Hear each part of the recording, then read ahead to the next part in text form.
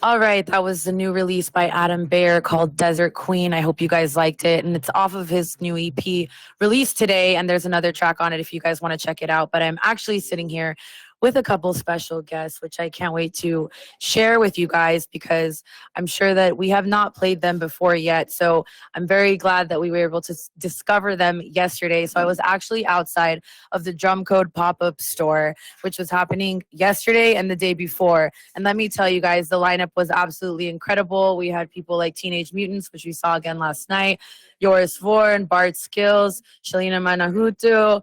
The list goes on and on. Adam Bear, Leighton Giordani, Marco Faraone.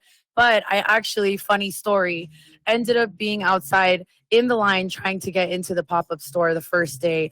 And when this happened, I just saw this super sweaty man stumbling out of the pop-up store. And I was thinking, jeez, I'm like, this is a freaking store with clothes. How are they sweating so much? They created a dance floor in like a closet of a store, okay? That was what Drum Code does. So actually, I'm super excited to share with you guys because this particular person introduced me to the people that I'm sitting with now who actually have been featured by artists like Kevin DeVries at Tomorrowland, who've been played in Afterlife. I am sitting here with Julia Prunk and Marcus Cito. I want to make sure I say it right. Welcome to On the Rail with Techno Tawsh. Can you guys tell me a little bit about your story, who you are, where we can find you, what kind of music you play? So hi, I'm Marcus Cito, and this is Julia Prunk. And basically we're a couple, and we are from Austria, from Upper Austria, from a town called Linz. And we like to play at around 130 BPM, sort of somewhere in between the Afterlife and Drum Code sounds. And yeah, right now we're at ADE just to play a bit. And we have my latest release, which charted in the Beatport charts. And from that on, we got to play at the X Music Showcase today. And yeah, I'm playing there with my friend Stone from France. It's also a dope venue. I don't feel like there are always a lot of couples in this industry, particularly doing back-to-back. So what is it like playing with each other on a regular basis? I think it's very cool because we are always together and it's just fun. Our music fits very well together. It can be challenging because sometimes you might think that, hey, if I just do it by myself, I know it best, basically, which track to play next and everything. Maybe not to know it best, but you would do it differently than the other person because you don't know what's going on in the other's mind. So you would do it differently and like, oh, maybe, I don't know, but it works really well then. And it's like cool to switch styles maybe. And sometimes you have these venues where, the crowd doesn't know who you are. You don't really know who the crowd is. You just got booked by someone and now you're here and the promoter wants you to make people dance. And it can sometimes be very challenging if you don't find something that works and something that also fits with your style, because you don't want to play a completely different genre just because the people like it and it's not your style. And sometimes if you play as a couple, it can be easier because if there is like a moment where no one's really vibing, and then we have two brains that can think of, okay, maybe we try this, maybe we try this, maybe we try that. And if I only have one brain, then I have my playlist and I know, okay, well, now I've tried everything and it's not working. And then sometimes Julia puts on a track and all of a sudden, now we do this. That's actually one thing that I've always wondered with any duos or trios that DJ together is how you're able to constantly trust each other with music selection. Because I would think myself, like if I'm on the decks, I'm like, oh wait, but I would know what song to play next. And I would think in certain situations, maybe you might not know what's the best choice. So having that counterpart, I'm sure could be beneficial in those kind of situations. But you actually mentioned, Julia, that you have your own styles. So if you had to decide what are your individual styles and how do you guys put them together? No, I think we play very similar styles, but of course I have some music that, or like some tracks I really like, and maybe Marcus don't like them as much as I like, and we don't know, maybe does this track blend in? Yes, yeah.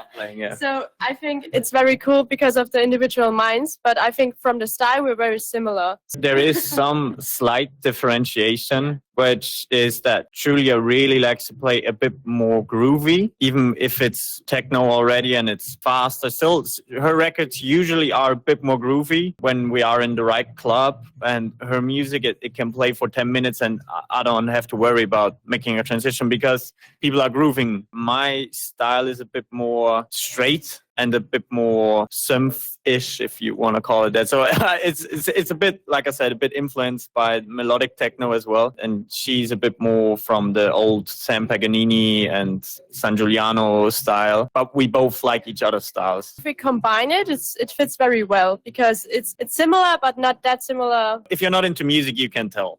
But if you're into music, you probably, I know that's Julia's record, that's Marcus' record. Yeah. Sure, of course.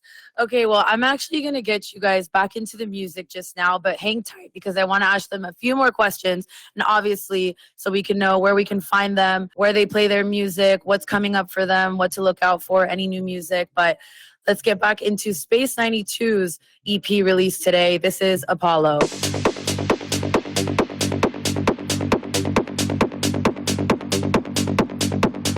This is On the Rail with Techno Tawsh, and I'm sitting here with Marcus, Cito, and Julia Prunk. And we were actually just having a chat before those last two songs, and we wanted to continue it a little bit.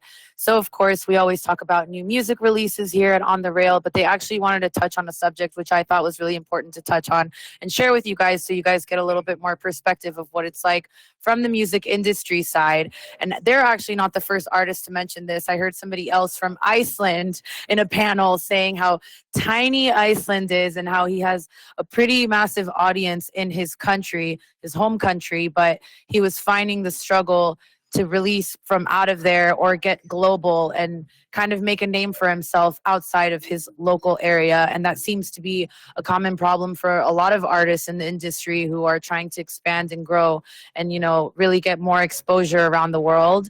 And so we wanted to touch on this a little bit. And I think you had some thoughts around this. For sure. So because we're not necessarily from a huge city and we're surely not from a city that has any techno culture or anything to it. So basically we just started out doing some random productions house and played somewhere, and all of a sudden we got into techno. And it was very challenging because the scene, especially in Vienna, and it can be very judgy just because you're not from Vienna or because you're not from Berlin or you're not from a big city, even though to me that wouldn't necessarily mean anything. It's just my heritage. You know, if I'm from a small town or from a big town, doesn't say that I'm good or bad at what I'm doing. We struggled with this a lot to sort of get the recognition from these people, but right now it's really sort of getting more of a USP that we're not from there because it forced us into just working harder and focusing on what's really important. And we have met so many faces where I don't want to sound arrogant, but I just feel like we already passed them just because we focused on creating content. We focused on making music. We focused on all the other things besides drinking and taking drugs and what some people call a DJ's life. It actually works out very well just sending cold emails to people. And if the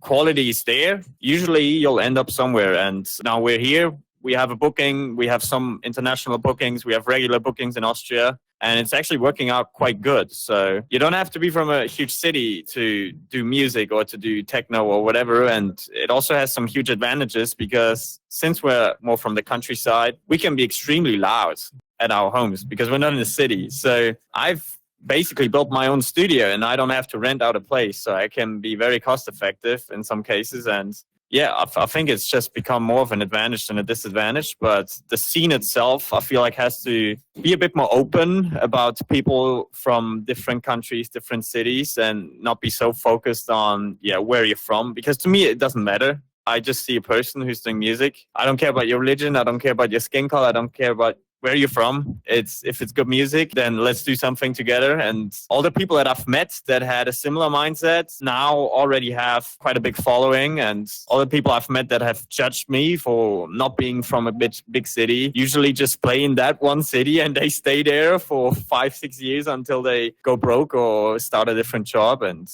I'm just very happy to finally have understood that for myself because it's been quite a struggle. I'm actually really glad that you brought up that point. So one thing that I do when I have any of the guests come on for interviews, I love to ask them what story they're trying to tell because sometimes they have something that maybe I'm not thinking of asking or maybe that you guys didn't think of asking. And sometimes, just like in this moment, there is a story to tell. And I think it's great perspective to see that you can be anyone, do anything. And it's obviously gives hope to some artists that are trying to do it or understand what it is to, quote unquote, become successful in whatever it is that you do, whether it's the music industry or not. But last thing I want to say before you guys head out to your event, because I know you guys got to run, can you guys just tell us a little bit about your YouTube channel and where to find you guys and where to find your music? You can find my music just on my profile on Spotify, which is Marcus Cito, obviously. And you can follow us on Instagram, Julia Prunk and Marcus Cito. And we have a YouTube channel where you upload our sets. We just randomly started filming certain events if it was a good event, and the resonance has been pretty good from some people. So we continue just uploading sets, live sets, either from live shows.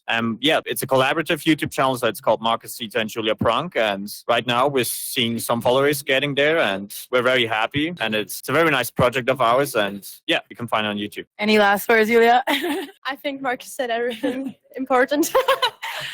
All right. Thank you guys so much for joining me. This is On the Rail Top with Techno Tawsh. Wow. Here go the words, guys, on my 2 hours of sleep and last brain cell. Let's get back to the music. This is Make You Forget by Benja Henley, which I listened to last night, and Teenage Mutants played and absolutely destroyed me.